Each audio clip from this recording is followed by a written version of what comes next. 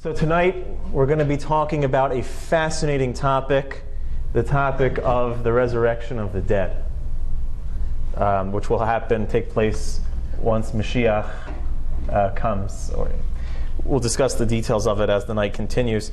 This is in continuation of our topic last week, which was getting a crash course in what life will be like when Mashiach comes. And some of the things that we discussed last week were also some of the prelude, what's going to happen, what's going to take place before Mashiach comes, signs of the times, and how do we know when we're ready, how to get ready, and those are some of the things that we discussed last week. So I wanted to spend just a few minutes, especially for those who were not here last week, just kind of outlining some of the things that we discussed, giving like an abridged version, crash course of the crash course from last week. And those who were here last week, it'll be just a good review to get us in the mood. So we'll continue addressing that topic, and then we will move on to the topic of Tchias HaMesim, the resurrection of the dead. Okay, so last week we talked about the coming of Mashiach as the culmination of everything that the world was created for. We discussed it as being the Rambam's 12th of the 13 principles of faith, one of the defining pillars, one of the defining marks of what it means to be a Jew is to believe and anticipate Mashiach's coming, to await his coming every day.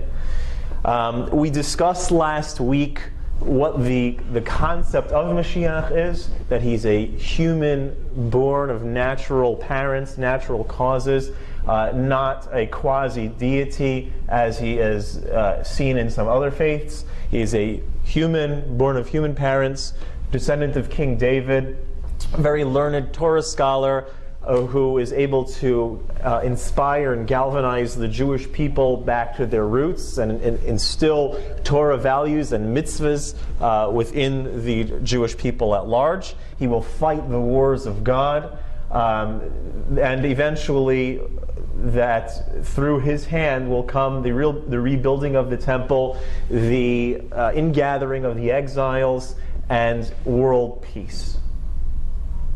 Big stuff, great stuff, all stuff that we touched on last week. That's his role. That's what he's going to do. We discussed last week why certain people in our history who aspired to be Mashiach were not Mashiach, and no need to rehash that. You can, the class was recorded last week. You can, look at the details that we discussed then. The other thing that we discussed about were some of the signs of the time. We mentioned a whole slew of sort of negative signs that were meant to come, that would be sort of a heads up of what's coming. We discussed some of the things that are discussed in the Talmud, about how large segments of world Jewry scorning their tradition, and how the government turns to a place of godlessness, how academies turn to places of immorality, where the pious are degraded and denigrated, how insolence will increase, all things that we are very much familiar with, unfortunately. But then we said on the other side of the coin that there's a lot of good things that are taking place as well. One of the concepts that we also started talking about last week and that we're going to pick up on this week is how all of creation, all of our history, our collective history, is meant to be, as the Talmud describes, from Adam 6,000 years, right? And we said that parallels the first 6 days, just like God created the world in 6 days and rested on the seventh. The seventh day was Shabbos, was a day of rest, of eternal of rest. That in parallel to that, you have a world that will exist for 6,000 years, right? 6,000 years of us working and pursuing. And the seventh millennium, beginning at the year 6000 at latest, where we usher in the Shabbos, the time period that is eternal peace and eternal Shabbos. We mentioned that each day in the creation process right? We open up your copy of the Torah. The first day is a certain creation, the second day another thing. And each day, as the days go forth, parallels something taking place in our collective world history. Meaning the first 1,000 years, the circumstances that took place in the first 1,000 years of our history parallel the first day of creation, what was created and what was going on. And the second 1,000 years of history parallels the second day, what was going on, what was created. And we discussed that in detail last week, how each part of the creation process of the first 6 days parallels part of our 6,000-year collective history, culminating with Mashiach, ultimately at the latest in the year 6,000. Okay? We discussed last week as well that we on the Jewish calendar right now are at 5775. Okay, so 5775 out of 6,000. So on the cosmic clock, we were examining and kind of looking at the idea that we're holding Friday afternoon. If you look at the world as world history as sort of like a cosmic clock that every 1,000 years represents one day, then we're holding Friday afternoon. We're holding right before Shabbos. And we described last week a phenomenon that happens in a Shabbos observant household. We said that as the week progresses and we get to Friday afternoon, everything starts to speed up. At the beginning of the week, the idea of Shabbos and what's going to happen on Shabbos is sort of like theoretical. You start thinking, who should we invite? You discuss it. What should be on the menu? And then as the week continues, you make the calls and you say, we want to have you as a guest. And as the week progresses, things start to speed up. But if you go Friday afternoon to any Shabbos observant household, you'll see the house is flying. There's cleaning, there's people, showering, there's food cooking, there's all sorts of hecticness and craziness. There's a joke, that it's not even really a joke. It's like sort of like an irony that no matter what time Shabbos starts, it's always a rush. This time of year, it's the winter, so Shabbos starts very early, so it's always a rush. But even in the summertime, when Shabbos starts much later, in Florida it can be close to 8 o'clock, 8 p.m., it's still a rush. I don't know how that works. Like defies the laws of physics, right? When Shabbos starts 5 o'clock, we manage to get everything ready, and it's a rush. But it's understandably a rush because, you got to leave work early and figure everything out, and I can understand. But even when it's 8 o'clock, it's still a rush. It's just indicative of Friday afternoon is rush. Could be part of it. So, as a collective people, as we near the year 6,000, as we near the latest point when Shabbos must arrive, when Mashiach must come, it's Friday afternoon on the cosmic clock, things start to speed up. And we mentioned last week the prophecy of the Zohar, which states that just like in the 600th year of Noah's life, a flood came to the world, and the waters came from above and the waters came from below. So too, says the Zohar, in the 600th year of the 6th millennium, which is the year 5600 in the Jewish calendar, on the secular calendar 1840, beginning in that time, around that era, there's going to be a flood. But not a flood of water, a flood of knowledge. And the waters will come from the waters above and the waters below. The waters above meaning Torah, and the waters below meaning scientific discovery and technological advancement. And we see that just like a flood begins with a little trickle and then becomes this tsunami, so too, throughout history, and we elaborated on some of those points, there's been sort of a trickle of how, let's say, how Torah knowledge was spread, and then eventually to the point of a flood, after the printing press was invented, and then later on, as communications, beginning in the early 1800s, when communications became more enhanced, and as the 1800s progressed and we moved to the 1900s, when communications started getting more advanced, Torah was able to be spread much easier. Right now, you can access Torah anytime, anywhere. We just talked about that before the class started. And the same thing with technological discoveries. We discussed that how until the early 1800s, you could take anyone out from any point in history, and they really wouldn't, and place them in the 1800s. You take someone from the 5th century and place them in the 1800s, they really wouldn't experience that much of a culture shock. But if you took someone from 1900 and put them in 2000, or even 1950 and put them in 2000, there'd be a tremendous culture shock, because things are changing fast. Friday afternoon, everything speeds up.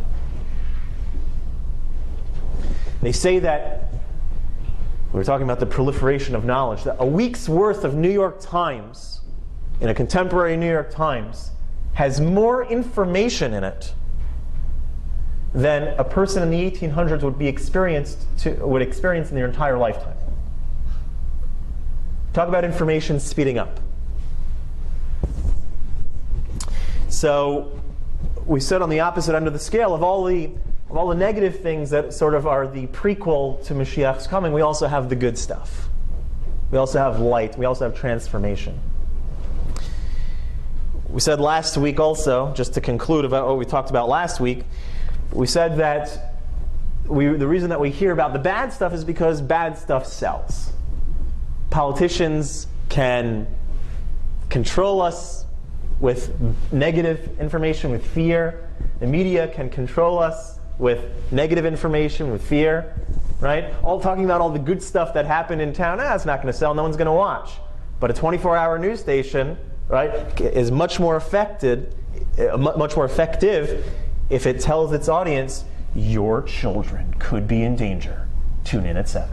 Right? That sells much better and grabs your attention much more, this fear factor or this negativity, than something good happening. Right? Who's going to tune into that? They know that. So we tend to hear about only the negative. One of the other things that are discussed as history sort of winds down and we get ready to our period of eternal Shabbos, of Mashiach coming, is that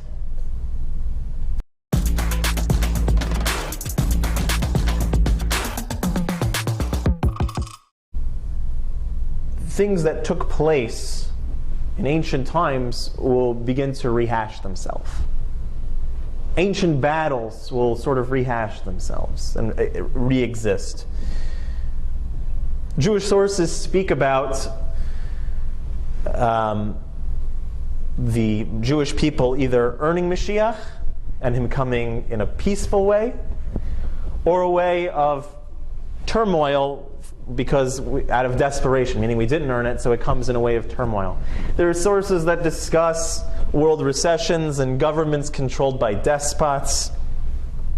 We have a tradition of a great war of Gog and Magog that will take place. There's different speculations in our Jewish literature as to the timing of that war, whether it's something that will take place before Mashiach comes or after Mashiach is already revealed. Some would like to say that it's already taken place, that we've already suffered enough and Mashiach's already ready to come. There is also the idea that Elijah the prophet will announce the redemption, that he's like the forerunner of Mashiach, and will announce that Mashiach's coming. There's other sources that say that he will be the heralder of Mashiach after Mashiach arrives. So as far as when and the exact placement of everything, certain things we'll just have to wait and see how it's going to play out, those exact details. But we have certain things that we know will take place. One of the things that's very interesting is that these days, in our modern times, in the last 100 years certainly, and with the invention of things like the internet and global communications, we really can experience the world as one global village. We are one global community, something that has never taken place in the history of mankind. where not only can a person travel anywhere on planet Earth in a matter of hours, but we can communicate with anyone on planet Earth at any time in a matter of seconds. And you can see them, right? That is a tremendous idea. And news is reported instantaneously. We know exactly what's taking place on the other side of the world. You just turn on your local news station. You can find out live, watch it live, see what's going on the other side of the world right at this very moment as it's happening. Something that really could not exist up until this point. So we said that part of the precursor to Mashiach coming is also that these ancient ideas and ancient classic battles show themselves once again. Isn't it interesting, especially since September 11th, that we see a war on terror against where the entire world is zeroed in on the cradle of civilization, where mankind originated from. That Middle East, that Fertile Crescent, Iraq, Iran, Persia, that ancient place, all the world's center of attention is on that area of the world where humankind started. Humankind really grew from. Many sources in our tradition actually speak of a global terror initiated by radical Ishmaelites. One of the things that's also interesting is that in our tradition, the Zohar speaks about villains and concepts and conflicts from the ancient past sort of rehashing themselves in a different time, in that end times, finishing themselves out, finishing out the war, the battle, the conflict that existed between those leaders or those nations and the Jewish people. I always thought it was interesting. A villain from Jewish history is Nebuchadnezzar II. He was a leader of ancient Iraq. His goal in life was to destroy Jews, to immortalize himself, and to destroy the Jewish homeland. That was his goal in life. Nebuchadnezzar, like I said, lived and ruled ancient Iraq.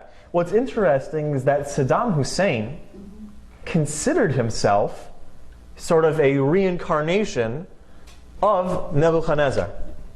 Like, actually viewed himself.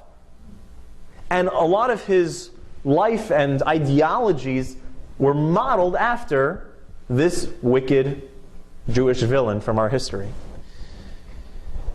Saddam Hussein thought of himself as Nebuchadnezzar's reincarnation. Professor Eric Klein defined or viewed Saddam Hussein, referred to him as having Nebuchadnezzar imperial complex.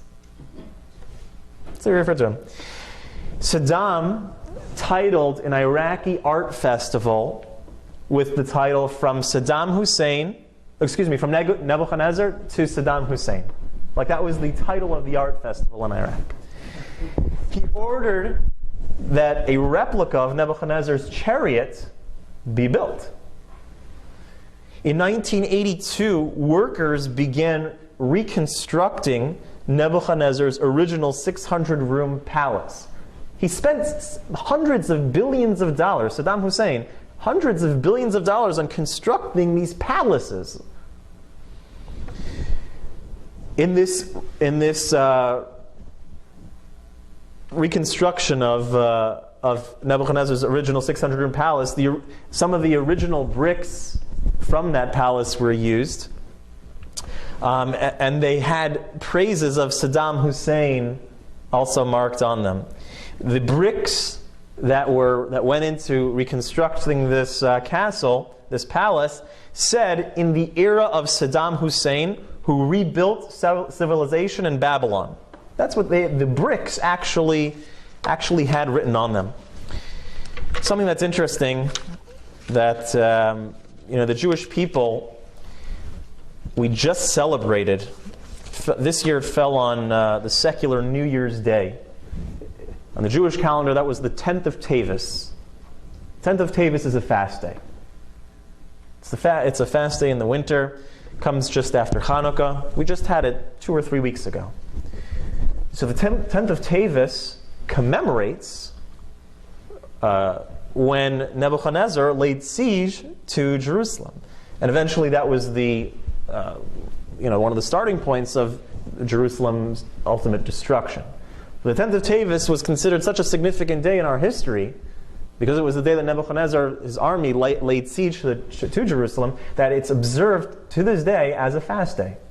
It's a day of sorrow. It's a day that we are mourning the destruction of Jerusalem. One of the things that is interesting is that when Saddam Hussein was found and executed, when was he hung? Saddam Hussein was hung on the 9th of Tavis, the eve of the fast. Saddam Hussein, the supposed reincarnation of Nebuchadnezzar, got his payback, so to speak, just on the eve of the fast. An interesting parallel that take it as you will. The Talmud, the Gemara in Yoma, says that the last hurdle that takes place before Mashiach comes involves Persia, ancient Persia, that's contemporary Iran, against Rome. Rome is defined as the major Christian superpower, which the Ben Ish Chai deems America. So there's a lot going on in the world, and it's not just at its superficial value that there's always conflict, there's always war, there's always stuff going on. That's true, there is always that stuff, but it hasn't quite existed in the way that it exists now, especially in the means of having it in a context of a global community with the players that are playing out this whole conflict. It's the same mess, the same conflict from ancient times. And we'll see what happens. But keep your eye on what's going on, because there's a lot more seemingly under the surface of what's going on than just جربت تشتري فيتامينات ومنتجات العناية بالصحة واكتشفت بعد ما جت إنها مش أصلية؟ طلبت الأوردر من موقع ووصل لك بعد شهور، ولما اتفقوا معاك على سعر اكتشفت إن لسه في رسوم. This one doesn't like this one. There's a lot going on. So enough of gloom and doom. Let's talk about the good stuff that's going on. There is also, again, things are getting better. We learn in Koheles, in the book of Ecclesiastes, that God creates everything one opposite the other. Zel umatzah. So when we have negativity increasing in the world, you have to look to the other side as well, that there's just as much positivity also in the world. Again, negativity sells and evil sells and bad sells, and it's much more prevalent. But at the end of the day, there's a tremendous amount of good on the opposite side of the scale if we look to it. Another thing that a person has to consider is that, a lot of people get very down when they view the news, and who wouldn't? There's a lot of bad stuff in the news. But we have to remember that those are all sort of novelties, meaning that the rest of the world, everybody else, is acting more or less good. When we turn on the local news, like this one guy did this terrible thing to this person tonight, well, we have to remember that that's the novelty. All the other millions of people are more or less acting in a good way. Right? This novelty of this particular incident, this particular person doing something bad is like, we're surprised, we're shocked. That's why it's news, because it's something out of the norm. So we always have to kind of keep that in mind and not just look at it, in the here and the now, that this is what the world is like, that everybody is this terrible evil and it's a horrible place. In fact, if we could kind of assess our lives, imagine you can call up your great-grandmother or your great-great-grandmother on the phone. Imagine you could call them up right now. They're living in the time that they lived, let's say mid to late 1800s, and you're living right now, and you're talking to them in the future about what life is like now, as compared to what they went through, as compared to what their life was like. So you call your great-grandmother, or you call your great-grandfather, or your great-great-grandmother, your great-great-grandfather, and you tell them that we have this device in our kitchen. It's called a refrigerator. It keeps food cold, right? And we have this thing called a microwave that instantaneously heats food up. So you could always have preserved food for days and days and days. or much longer, put in the freezer, days and week, could be weeks and weeks and weeks. And we have this food, this other utensil that heats food up on the spot. Put something in the microwave, 30 seconds later, you have a hot meal. You can get food from all over, anytime. And there's enough food going around to feed the entire world. The only thing that stops everyone from eating these days is political strife or fear of different legal ramifications. But there's enough food being produced to feed everyone on planet Earth. People are scared of legal ramifications. Imagine a restaurant, leaves their food out for somebody, and they eat it, and they get sick from it. Lawsuit on their hands. So instead, they have to throw it in the garbage.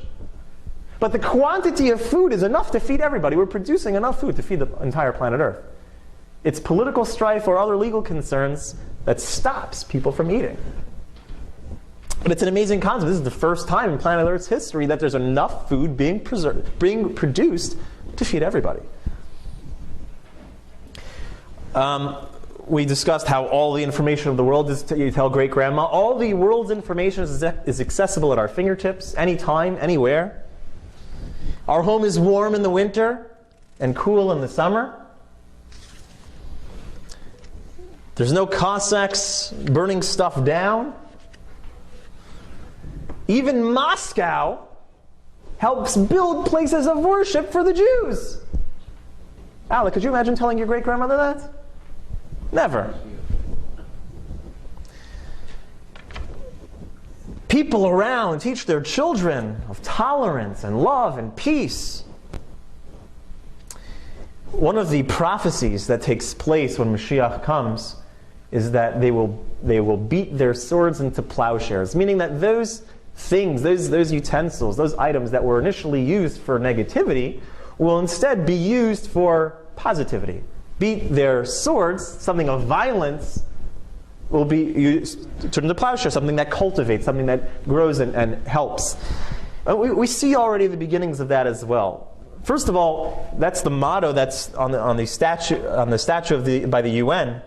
There's a plaque that says they will beat their swords into plowshares, showing that that the ideology of the world is in theory to make peace. That we're getting to that ideology, that the world is framed in that mood.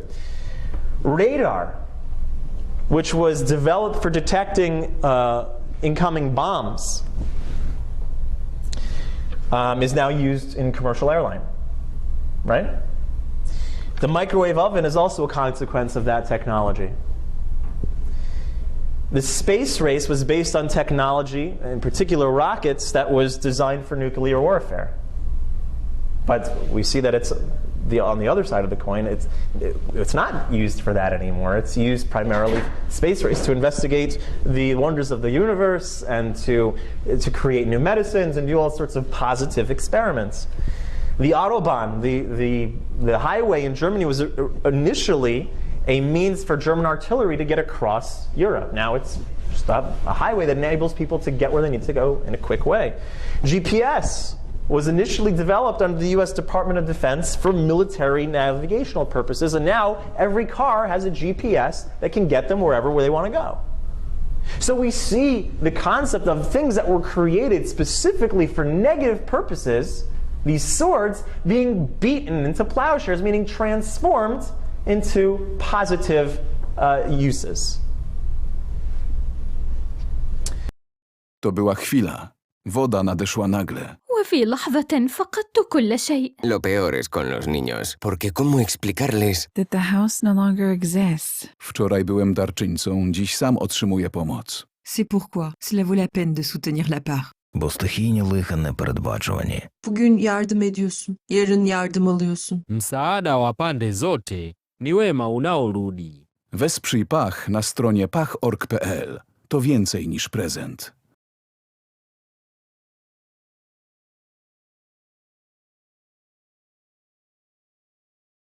ماكفيتس 11 مرة. ماكفيتس ريفرنس لكل بسكوت. ماكفيتس ريفرنس لكل بسكوت. مكفيتيز اسمها صعب صحيح بس مفيش غيرها بسكوتة.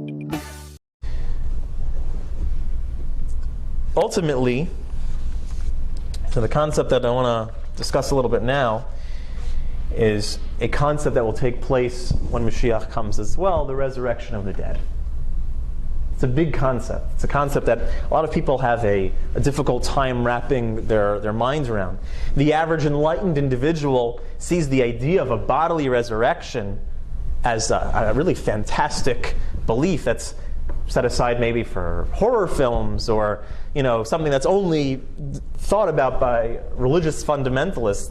Many people are very surprised to discover that the resurrection, the idea of bodily resurrection, is one of the main pillars on which the Jewish religion is founded upon. It's the 13th of the 13 principles of faith.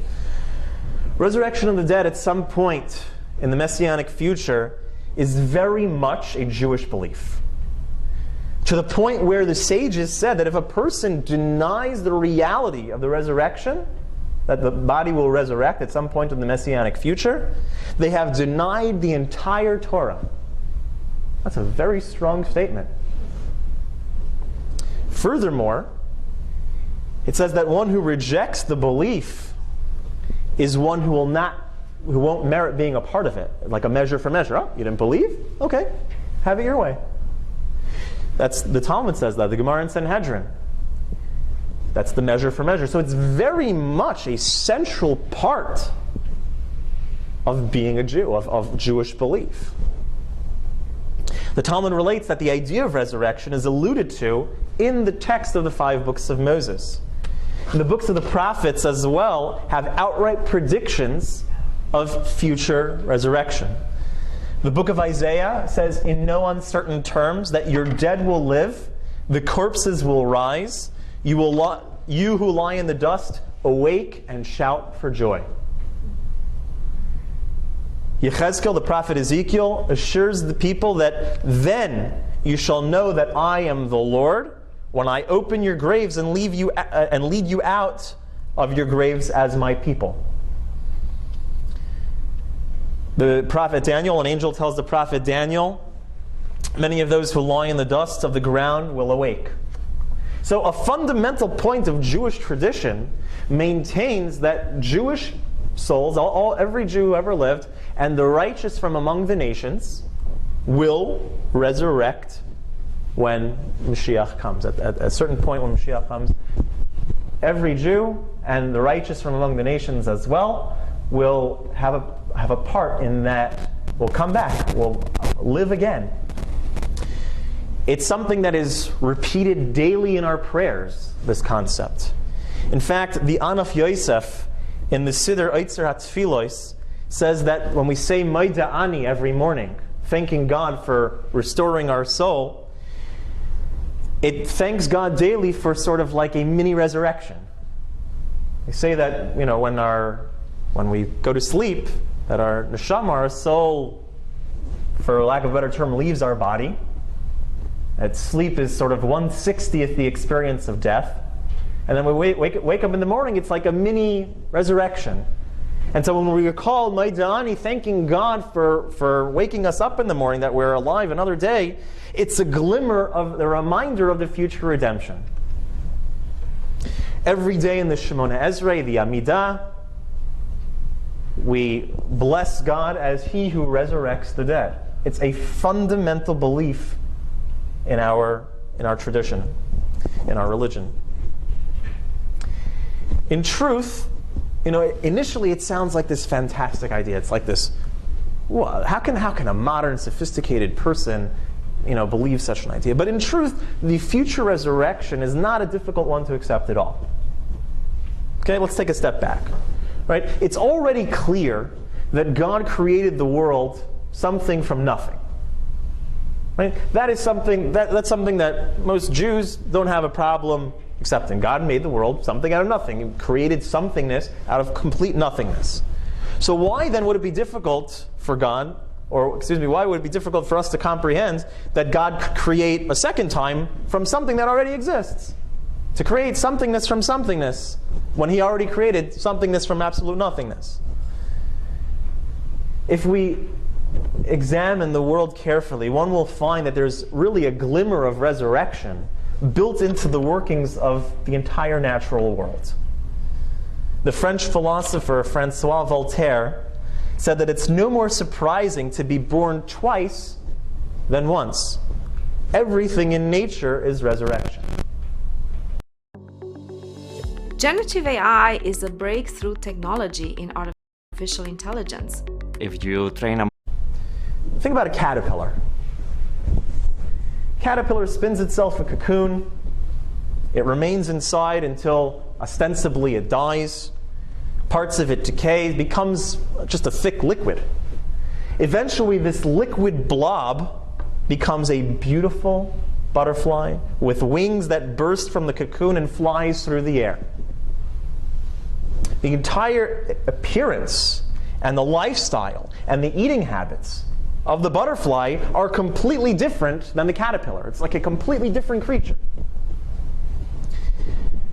Rabbi Israel Lifshitz, known as the Tiferes Yisrael, explains that one of the reasons that God created this creature and that it had to undergo this process of sort of dying and re-emerging in a transformed state was to echo that which will take place during the resurrection of the dead.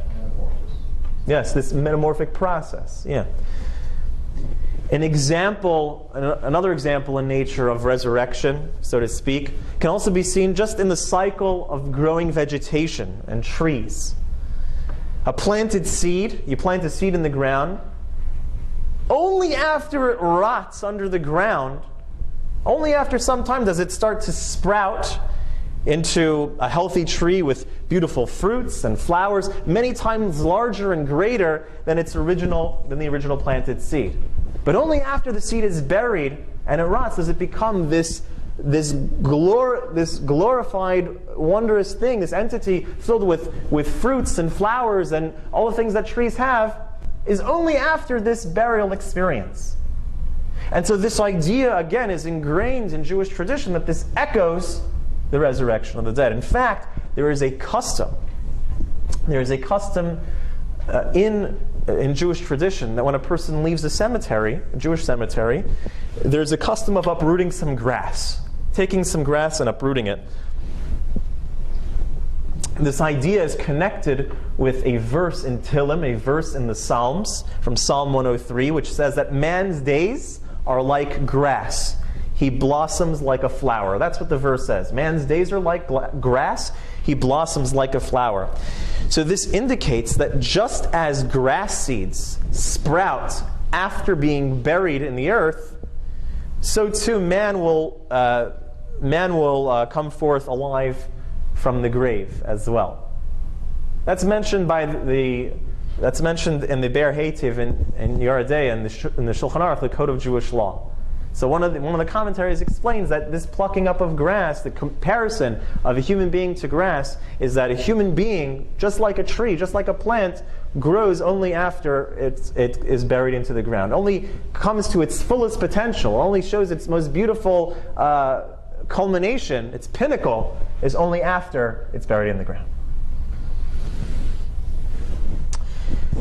This idea was actually used as an analogy by the Talmudic sages to describe to the ancient pagans the idea of resurrection.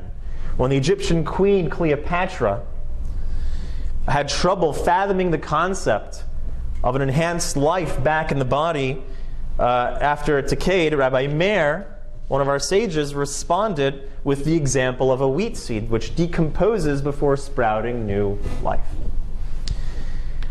A related phenomenon about resurrection, or how we see resurrection, the concept existing all over the place, is that if you look at the forest in the winter, I remember, I grew up in Florida. I remember the first time I went to school, to rabbinical school, and to college rabbinical college in New Jersey, in the Northeast.